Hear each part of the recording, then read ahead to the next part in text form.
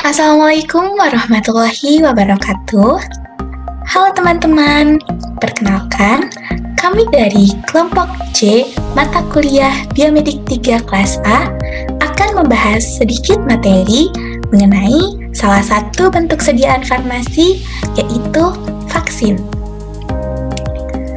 Sebelumnya, perkenalkan anggota dari kelompok C.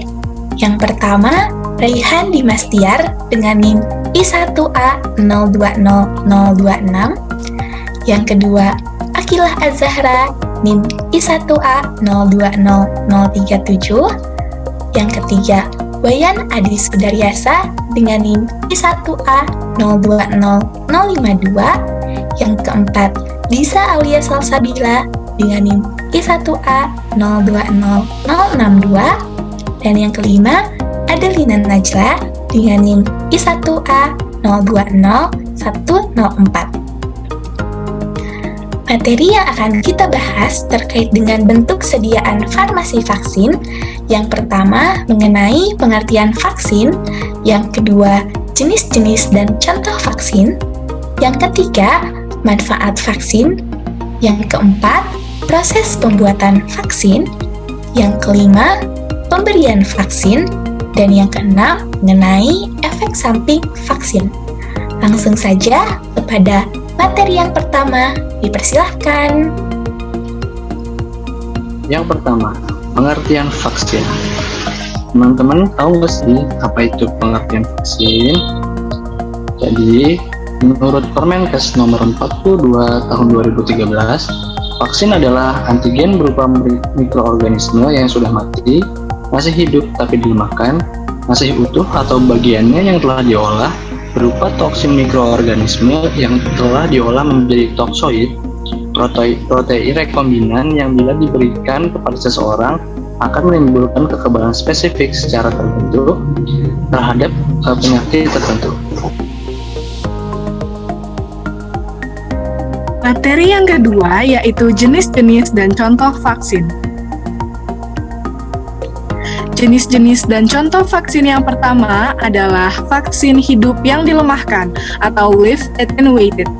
Vaksin ini mengandung virus atau bakteri yang hidup namun telah dilemahkan sehingga tidak menyebabkan penyakit serius pada orang sehat dengan sistem kekebalan tubuh yang normal. Meskipun sangat efektif, namun risiko efek samping juga lebih tinggi. Contoh dari vaksin hidup yang dilemahkan adalah vaksin campak, gondok, rubella atau MMR, vaksin varicella, vaksin OPV, rotavirus, vaksin demam tifoid, dan vaksin tuberkulosis atau BCG. Yang kedua adalah vaksin mati atau inactivated atau kill. Vaksin jenis ini dibuat dengan melumpuhkan atau mematikan kuman dalam proses pembuatannya. Vaksin ini lebih stabil dan aman daripada vaksin dengan mikroba yang dilemahkan. Contoh dari vaksin mati adalah inactivated poliovirus vaccine atau IPV, vaksin pertusis utuh, vaksin rabies, vaksin influenza, vaksin kolera, dan vaksin hepatitis A. Yang ketiga, ada vaksin subunit atau antigen.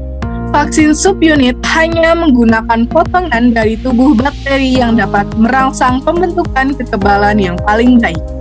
Karena jenis vaksin subunit hanya mengandung antigen yang penting saja, efek samping lebih jarang terjadi. Contoh dari vaksin subunit adalah Haemophilus influenza type B atau HIB, hepatitis B atau Hep B, pneumokokal, dan acellular pertussis atau AP. Yang keempat adalah vaksin toksoid. Vaksin tipe ini digunakan ketika toksin bakteri adalah sebab utama terjadinya penyakit. Untuk bakteri yang menghasilkan toksin atau zat kimia berbahaya, vaksin toksoid adalah solusinya. Contoh dari vaksin toksoid adalah Crotalus atrox atau vaksinasi anjing pada gigitan ular retel, dan vaksin TDAP yang mengandung toksoid difteri dan tetanus. Baik, pembahasan yang ketiga adalah manfaat vaksin. Untuk manfaat vaksin sendiri itu ada 3. Yang pertama, mencegah penyebaran penyakit. Yang kedua, melindungi dari resiko kematian dan cacat. Dan yang ketiga, menghemat waktu dan biaya. Manfaat yang pertama, mengenai mencegah penyebaran penyakit. Manfaat vaksin yang paling mendasar adalah sebagai upaya pencegahan penyakit menular.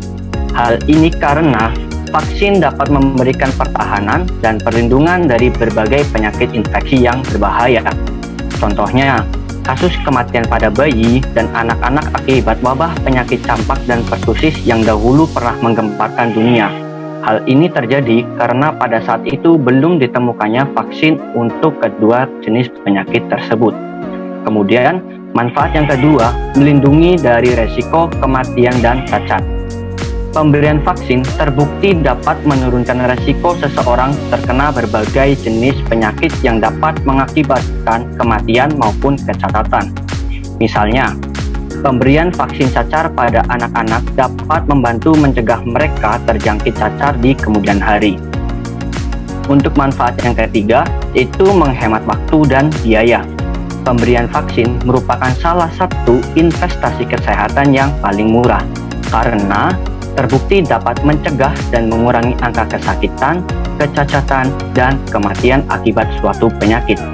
Pemberian vaksin dapat membantu seseorang terhindar dari berbagai macam penyakit yang dapat menyebabkan sakit berkepanjangan yang tak hanya merugikan dari segi finansial, namun juga merugikan dari segi waktu. Materi keempat yang akan dijelaskan adalah proses pembuatan vaksin. Nah, proses dari pembuatan vaksin itu terdiri dari beberapa langkah loh. Bagaimana sih proses pembuatan vaksin itu? Jadi, proses yang pertama adalah tahap eksplorasi. Pada tahap ini, penelitian dilakukan di laboratorium untuk mengidentifikasi antigen alami atau sintetis yang dapat mencegah suatu penyakit. Yang kedua adalah studi praklinis. Pada tahap ini, vaksin diujikan kepada hewan untuk mengetahui tingkat keamanan dan keefektifan pada vaksin, serta mengetahui efek samping yang akan ditimbulkan. Yang ketiga adalah uji klinis tahap 1. Pada tahap ini, vaksin diujikan kepada orang dewasa sehat untuk selanjutnya dapat dipastikan keamanan dan keefektifan vaksin pada manusia. Selanjutnya adalah uji klinis tahap 2. Pada tahap ini, pengujian vaksin dilakukan pada sekelompok orang dengan kondisi yang beragam untuk mengkaji dan mengevaluasi efektivitas, keamanan, dan dosis vaksin yang tepat, serta menilai respon sistem kekebalan tubuh terhadap vaksin yang diberikan. Selanjutnya adalah uji klinis tahap 3. Pada tahap ini, pengujian dilakukan secara intensif pada ribuan penguji dengan kondisi yang bervariasi dan dapat memakan waktu hingga bertahun-tahun. Dan pada tahap yang terakhir adalah tahap keempat. Setelah semua tahap uji klinis dinyatakan lulus, maka vaksin selanjutnya dapat diberikan izin untuk diedarkan dan diberikan kepada manusia. Materi selanjutnya mengenai pemberian vaksin. Apa itu pemberian vaksin? Jadi, proses pemberian vaksin adalah bagaimana suatu vaksin atau obat dimasukkan ke dalam tubuh penerima atau resipien agar vaksin yang diberikan dapat memberikan dampak dalam pembentukan imunitas tubuh. Nah, vaksin dapat diberikan melalui oral. Vaksin diberikan melalui mulut dalam bentuk tetesan. Kemudian dapat diberikan melalui injeksi intramuskular atau IM. Vaksin disuntikan ke dalam jaringan otot. Kemudian melalui injeksi subkutan atau SK, vaksin disuntikan di bawah kulit di atas otot. Kemudian melalui suntikan intradermal atau ID, vaksin disuntikan pada lapisan teratas kulit. Dan yang terakhir, vaksin diberikan melalui semprotan intranasal. Vaksin ini diberikan ke hidung dalam bentuk semprotan. Nah, cara pemberian vaksin menurut jenis vaksin dilakukan untuk memaksimalkan efektivitas vaksin dan meminimalisir risiko terjadinya efek samping lokal.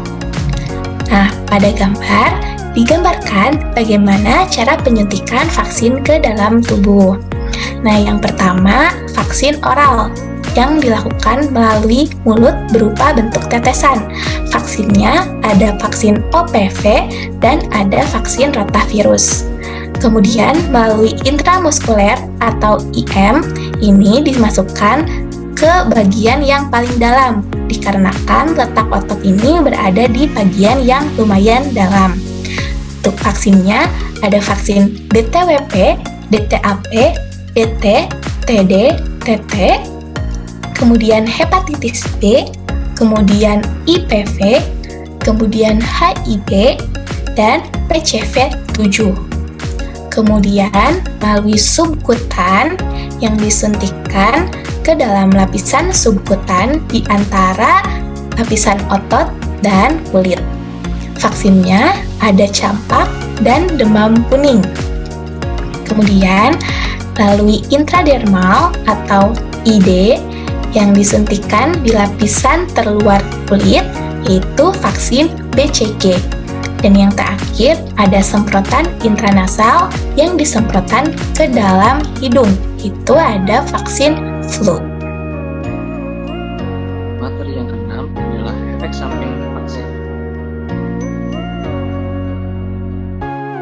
Efek samping vaksin adalah reaksi terhadap suatu vaksin bersifat sangat individual, walaupun pembuatan, penyimpanan, dan cara pemberiannya sudah sesuai dengan standar operasional. Efek samping vaksin dibagi menjadi dua, reaksi ringan dan juga reaksi berat. Reaksi ringan dibagi lagi menjadi dua. Yang pertama reaksi lokal seperti nyeri, bengkak, dan juga kemerahan. Lalu yang kedua reaksi sistemik seperti demam, pusing, badan lemah, mialgia, nafsu makan menurun. Yang kedua adalah reaksi berat. Reaksi berat yaitu reaksi yang biasanya tidak menimbulkan masalah jangka panjang, namun dapat menimbulkan kecacatan, kejang-kejang, dan reaksi alergi yang timbul sebagai akibat reaksi tubuh terhadap komponen tertentu yang ada di dalam vaksin. Apabila reaksi berat terjadi, maka harus dilaporkan karena reaksi alergi berat dapat mengancam jiwa. Namun, apabila tertangani dengan baik, maka tidak akan menimbulkan jangka panjang. Berikut kami lampirkan referensi yang kami gunakan. Baik, sekian yang dapat kelompok kami sampaikan. Terima kasih untuk teman-teman yang sudah menonton. Semoga bermanfaat. Wassalamualaikum warahmatullahi wabarakatuh.